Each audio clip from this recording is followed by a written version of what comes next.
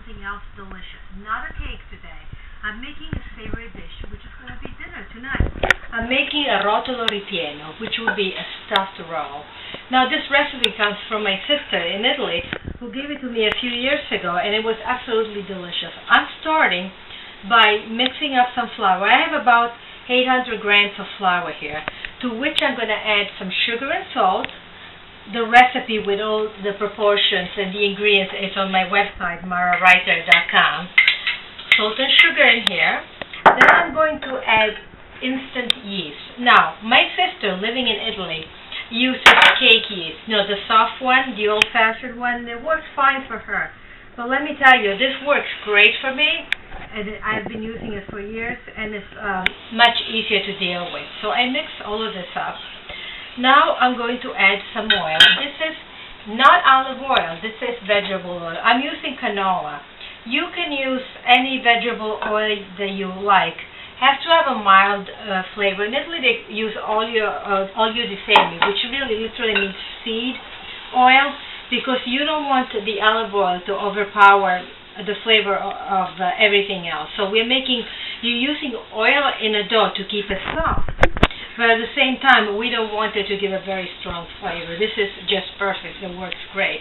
I'm going to fill this up with, I'm going to make two rolls. One stuffed with broccoli di rapa, which I prepared yesterday, aglio olio, meaning with garlic and oil. I'm adding some water here, okay? Just going along and seeing how much I need according to the feel of the dough. See, in Italy, they would do this directly on a board. But, it makes a bit of a mess. So I prefer, since I'm a little bit of a neat freak, I prefer to have everything under control. And when the dough is bella impastata, it's come together nicely, that's when I throw it into the board and I start kneading it. And this is not something that you knead for a long time either. So so as I was saying, one of the rolls is stuffed with broccoli di rapa prepared with garlic and oil, and the other one with a filling made of sort of like a pizza rustica filling with ham and provolone and salami and some parmigiano. And it comes out really, really delicious. So I'm going to add a little more water to this. And let's see. In a little while I'm going to turn and start kneading it.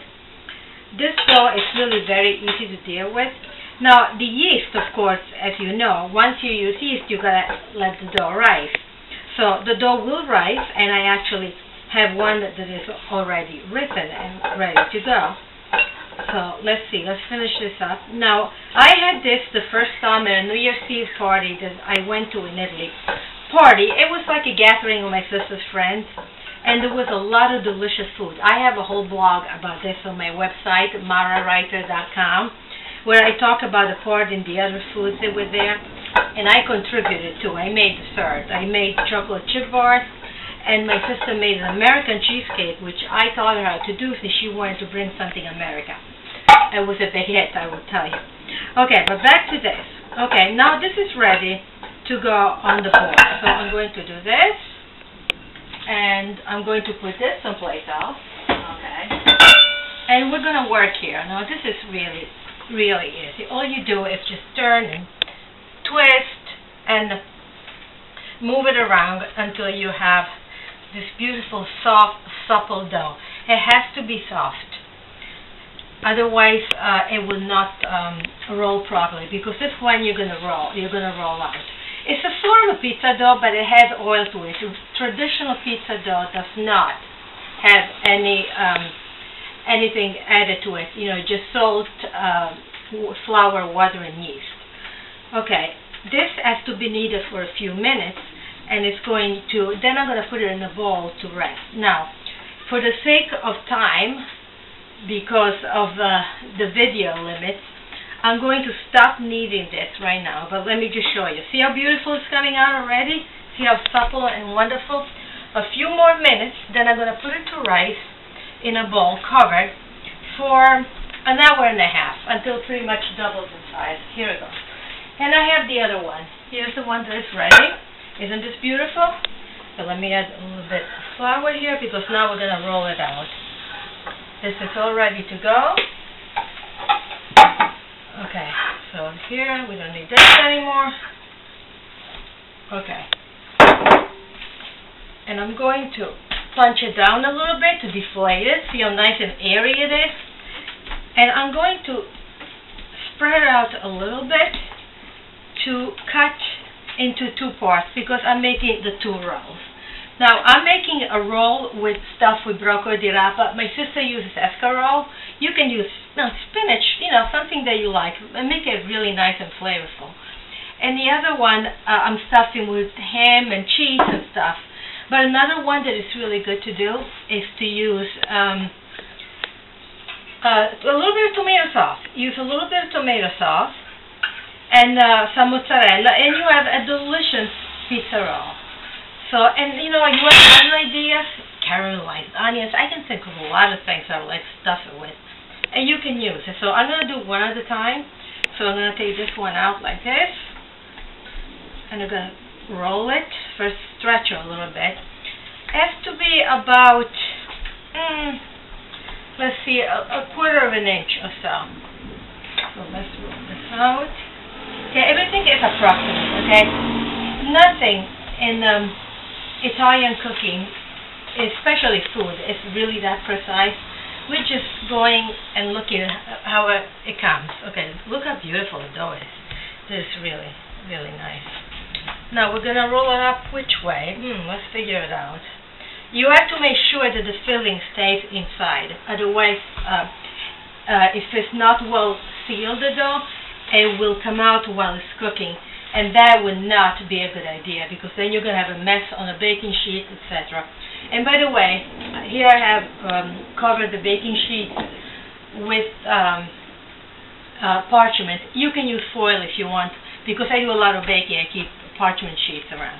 Okay, I think this is good. So what we're going to do, I'm going to do this first. So we're going to put all of the filling over here. Okay. Now, if you have too much filling, what you can do, you can take some of this, and you can make some scrambled eggs with ham and cheese and or an omelet, and the kids are going to love it. Oh, I have flour on my skirt. Wow. That's okay. I'm baking. Okay, so this is good. I think this is fine. Do not overstuff. If you overstuff, you're going to have a mess because things are going to start coming out. So let me see. So I'm going to stuff it this way. Just roll and roll and roll. See how much space I have?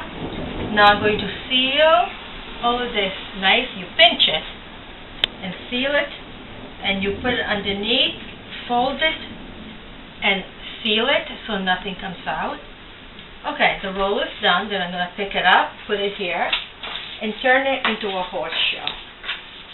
Okay, and I'm going to put some of this on, which is called an egg wash. It's just an egg beaten with a little bit of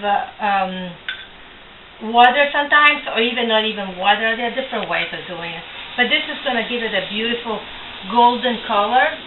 Then I'm going to put these in the oven. And guess what?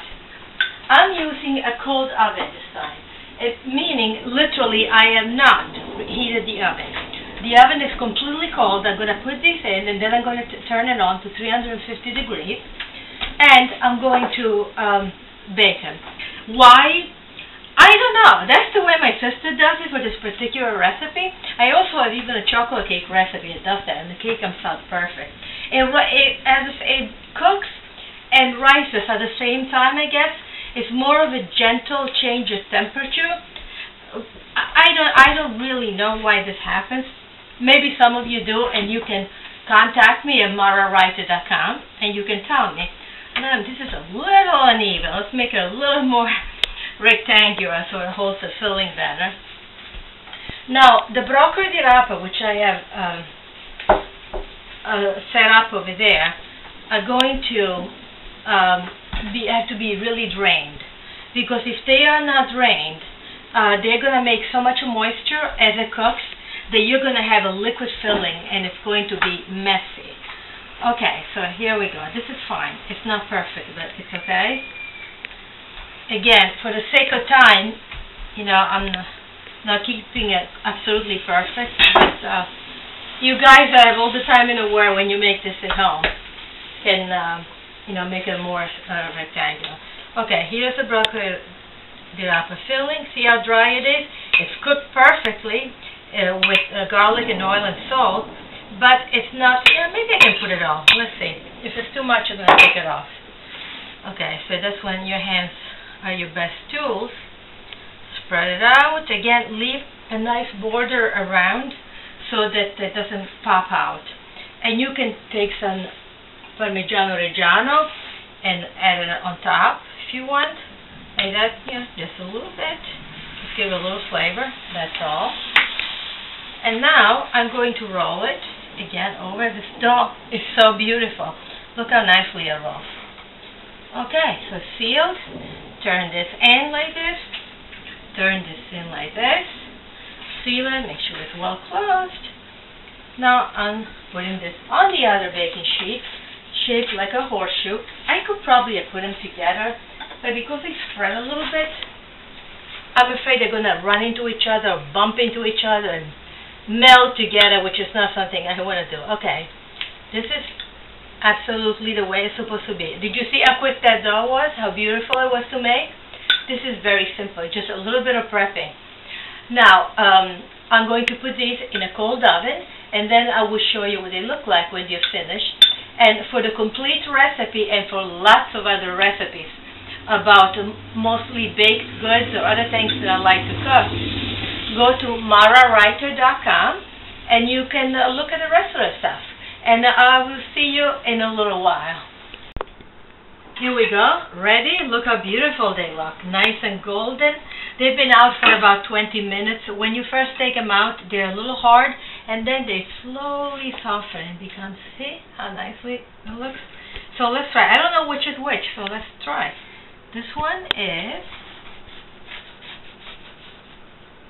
you can tell yet, so let's get a little more.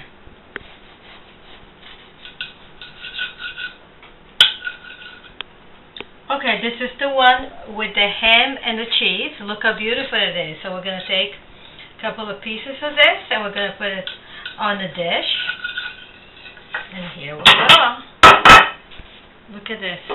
Wonderful, delicious, warm, but also good at room temperature. Now let's try the other one. This is, of course, the one with the broccoli di rapa in it. Yeah, coming up. So you leave those edges without anything on it, so that it doesn't spill out. Here we go. Look how beautiful. Oh, I can smell it. It's delicious. Okay, dinner for tonight is all ready. I'm Mara Di Sandro De Matteo, and my website is MaraWriter.com. You can go there for the complete recipe on this and many others. Bye-bye, alla prossima volta.